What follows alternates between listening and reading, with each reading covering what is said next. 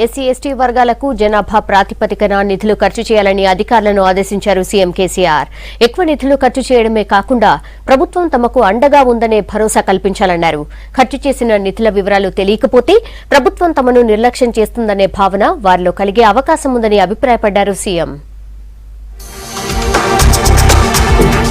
SC ఎస్టీలు తమ భూముల్లో వ్యవసాయం చేసుకునేందుకు అవసరమైన సహకారం అందించాలని అధికారులకు సూచించారు సీఎం కేసీఆర్. భూములు సాగులోకి వస్తే వారికి మంచి ఆర్థిక వనరు అవుతుందన్నారు. ఎస్సీ ఎస్టీ సబ్ ప్లాన్ అమలుపై ప్రగతి భవన్లో సమీక్ష నిర్వహించారు కేసీఆర్.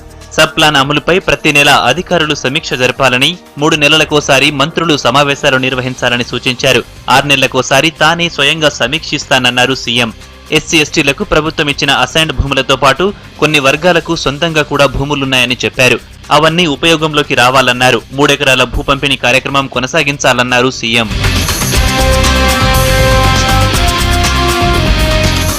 విదేశీ విద్యా స్కాలర్షిప్ల విషయంలో ఎస్సీ ఎస్టీలకు పరిమితి లేదని ప్రకటించారు సీఎం. అర్హులైన వారు ఎంతమంది ఉంటే అందరికీ స్కాలర్షిప్లు ఇవ్వాలని అధికారులకు ఆదేశించారు. రాష్ట్రంలో హాస్టళ్ల పరిస్థితి మారాలన్నారు సీఎం. కనీస సౌకర్యాల కల్పనపై శ్రద్ధ చూపాలని అధికారులకు సూచించారు. విద్యార్థులకు చెల్లించే మెస్, కాస్మెటిక్ ఛార్జీలు అవసరానికి అనుగుణంగా పెరగాలని సూచించారు కేసీఆర్.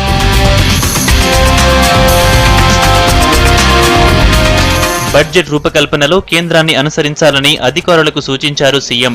ప్లాన్, నాన్ ప్లాన్ పద్ధతులను కేంద్రం తీసివేసిందన్నారు. ఉద్యోగుల జీతాలు, పెన్షన్లు, అప్పుల కిస్తీలు, కార్యాలయాల నిర్వహణ ఖర్చులు పోను మిగతా వ్యయమంతా ఒకే పద్దు కింద చూపించాలనే మార్గదర్శకాలు రూపొందించిందన్నారు.